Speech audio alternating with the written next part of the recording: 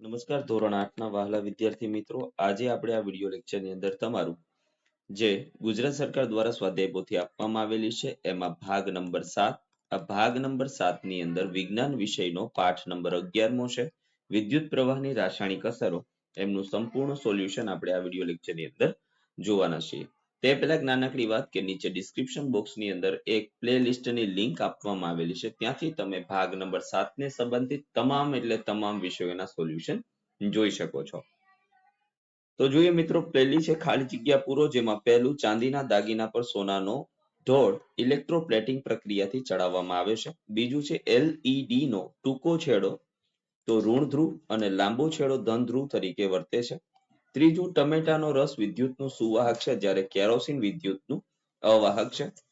ચોથું પુલ અને વાહનોમાં વપરાતા લોખંડ પર ઝીંક ધાતુનું પડ ચડાવવામાં આવે છે. નીચેના પ્રશ્નોના ટૂંકમાં જવાબ આપો, જેમાં પાંચમું તમે બહારથી વરસાદમાં ભીંજાઈને આવ્યા હોય તો ભીના હાથે સ્વિચ ચાલુ કરવી હિતાવહ નથી, કારણ કે વરસાદમાં ભીંજાવાથી હાથ પર પાણી હોય છે. પાણી વિદ્યુતનું સુવાહક છે, માટે કરંટ લાગવાનો ભય રહે છે, માટે ભીના હાથે સ્વિચ બોર્ડ ચાલુ કરવી જોઈએ નહીં. છઠ્ઠું, તમારી પડોશમાં શોર્ટ સર્કિટની આગ લાગે તો પાણીનો ઉપયોગ કરી શકાય. આગ બુઝાવવું શા માટે સલાહભર્યું નથી? તો કારણ કે પાણી એ વિદ્યુતનું સુવાહક છે. જો શોર્ટ સર્કિટથી આગ લાગી હોય અને પાણીનો ઉપયોગ આગ બુઝાવવા માટે કરીએ તો કરંટ લાગવાનો ભય રહે છે, એટલા માટે. સાતમું, તમે જાણતા હોય તેવા ધાતુનો પડ ચડાવેલા સાધનોની યાદી તૈયાર કરો. તો સાયકલની રીમ, સાયકલનું હેન્ડલ, ઝીંકનું અસ્તર, ચડાવેલ પતરા, બાથરૂમમાં નળ, ટિફિનના ડબ્બા, નવા ખરીદેલા બાઇકના પાના વગેરે. આઠમું છે દરિયાઈ વિસ્તારમાં રહેતો બાળક ચુંબકની સોયમાં ટેસ્ટરથી પીવાના પાણી અને સમુદ્રના પાણીમાં વિદ્યુત પસાર થાય છે કે તેનું પરીક્ષણ કરે. તે જુએ છે કે સમુદ્રમાં પાણી અને ચુંબકીય સોય વધારે કોણાવર્તન દર્શાવે છે, જ્યારે પીવાના પાણીમાં ઓછું કોણાવર્તન દર્શાવે છે. બંને પાણીમાં સમાન કોણાવર્તન આવે તે માટે શું કરીશું? તો દરિયાના પાણીમાં ક્ષારનું પ્રમાણ વધુ હોય છે, જ્યારે પીવાના પાણીમાં ક્ષારનું પ્રમાણ ઓછું હોય છે. બંને પાણીમાં સમાન કોણાવર્તન કરવા માટે ક્ષારનું પ્રમાણ પીવાના પાણીમાં વધારે કરવું પડે. ત્યાર પછી પ્રશ્ન છે વૈજ્ઞાનિક કારણ આપો. ખાદ્ય પદાર્થોના સંગ્રહના ડબ્બામાં ટીનનું પડ ચડાવવામાં આવે છે. તો જોઈએ તો એમનો જવાબ આવશે કારણ કે ટીન એ લોખંડ કરતા ઓછું ક્રિયાશીલ હોય છે, આથી ખાદ્ય પદાર્થ લોખંડના સંપર્કમાં નથી આવતા અને ખોરાક ખાદ્ય પદાર્થ બગડતો નથી.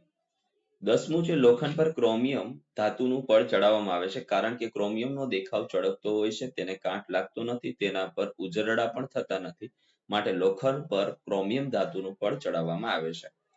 11મું છે નીચે આપેલી આકૃતિમાં પાત્રના એમાં જુદા જુદા પદાર્થો મૂકવામાં આવે છે. કયા પદાર્થમાં બલ્બ પ્રકાશિત થશે તેની નોંધ કરો. વનસ્પતિ તેલમાં પ્રકાશિત ના થાય, ડીઝલમાં ના થાય, મીઠાના દ્રાવણમાં થાય, કેરોસીનમાં ના થાય, આરોના પાણીમાં નહીં થાય, કારણ કે નિષેધિત પાણી છે. ગુંદર એમાં પણ નહીં થાય, સૂકી માટી નહીં થાય, પાણી અને કેરોસીનનું મિશ્રણ તો એમાં થશે.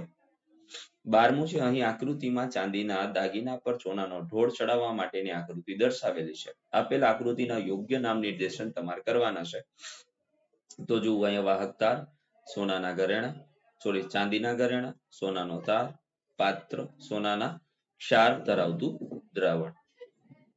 નીચે આપેલા પ્રશ્નોના ઉત્તર આપો, જેમાં 13મું તમારે તાંબાનું શુદ્ધિકરણ કરવું છે, જે પ્રક્રિયા ઢોળ પ્રક્રિયાના સિદ્ધાંત પર આધારિત છે, જેમાં ઇલેક્ટ્રોડ તરીકે પાતળી શુદ્ધ તાંબાની પટ્ટી અને અશુદ્ધ તાંબાનો સળિયો ઉપયોગમાં લેવામાં આવે છે. તો શુદ્ધ તાંબાની પટ્ટી અને અશુદ્ધ તાંબાના સળિયાને કયા વિદ્યુત ધ્રુવ સાથે જોડવા જોઈએ અને શા માટે? તો અશુદ્ધ સળિયો એનોડ, ધન ધ્રુવ, કારણ કે વિદ્યુત રાસાયણિક પ્રક્રિયામાં હંમેશા એનોડ ખવાય છે અને શુદ્ધ ધાતુ ધન ધ્રુવ ઉપર જમા થાય છે. 14મું બે પ્રવાહીઓ એક શનિવાયના વિદ્યુત વહનની તપાસ કરવા માટે એક ટેસ્ટરનો ઉપયોગ કરવામાં આવે છે, જે દરમિયાન પ્રવાહી Y કરતા પ્રવાહી X માટે બલ્બ વધુ પ્રકાશિત થતો નથી. તો કયું પ્રવાહી સારું વાહક છે?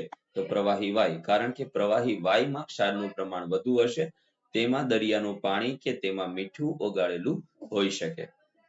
પ્રશ્ન નંબર 15મું છે અહીં પાણીમાં વિદ્યુત પ્રવાહ પસાર થાય છે તે દરમિયાન નામ નિર્દેશન વાળી આકૃતિ છે. આ આકૃતિ પરથી પ્રવૃત્તિનું વર્ણન તમારે કરવાનું છે. અહીંયા બેટરી છે, તાંબાનો સળિયો, લોખંડની ચાવી, વાયર અને કોપર સલ્ફેટનું દ્રાવણ છે, જેને આપણે CuSO4 કહીએ છીએ. સર્વપ્રથમ એક પાત્ર લઈ તેમાં CuSO4 નું દ્રાવણ રેડી તેમાં આકૃતિમાં દર્શાવ્યા પ્રમાણે સાધનો ગોઠવો. ત્યારબાદ બેટરી ચાલુ કરો એટલે વિદ્યુત રાસાયણિક પ્રક્રિયા થશે. અવલોકન મળે છે કે એનોડ પરથી Cu એટલે કે કોપર શુદ્ધ ધાતુ કેથોડ પરથી લોખંડની ચાવી પર જમા થાય છે. નિર્ણય મળશે લોખંડની ચાવી પર કોપરનું પડ ચડે છે. 16મું વિદ્યુત પ્રવાહની ચુંબકીય અસરનો ઉપયોગ કરી અને ટેસ્ટર બનાવવાની રીત આકૃતિ સહિત લખો. તો જરૂરી સાધન છે બેટરી, ચુંબકીય સોય, માચીસનું બોક્સ અને વાયર. ચુંબકીય સોય જે છે એને માચીસના બોક્સમાં રાખી એક આવી રીતે લૂપ તૈયાર કરો. એમાં AB અંતરાલને ખુલ્લો રાખો. એક માચીસની ખાલી ડબ્બી લો, તેના પર આકૃતિમાં દર્શાવ્યા પ્રમાણે વાયર વીંટાળો. બાકીના બે છેડા આકૃતિમાં દર્શાવ્યા પ્રમાણે બેટરી સાથે જોડો. હવે આકૃતિમાં દર્શાવ્યા મુજબ ખુલ્લા છેડા A અને B ટેસ્ટર તરીકે કાર્ય કરશે, જેનો ઉપયોગ કોઈ પણ દ્રાવણમાં વિદ્યુત પ્રવાહનું વહન છે કે નહીં તે જાણવા માટે થાય છે. 17મું છે નિસર્ગભાઈ જાણવા માંગે છે કે જો નિસ્યંદિત પાણીમાં મીઠું ઉમેરવામાં આવે તો વિદ્યુત વહનની દ્રષ્ટિએ તેમાં શો ફેરફાર થાય તો વિદ્યુતનું સારું વાહક બનશે.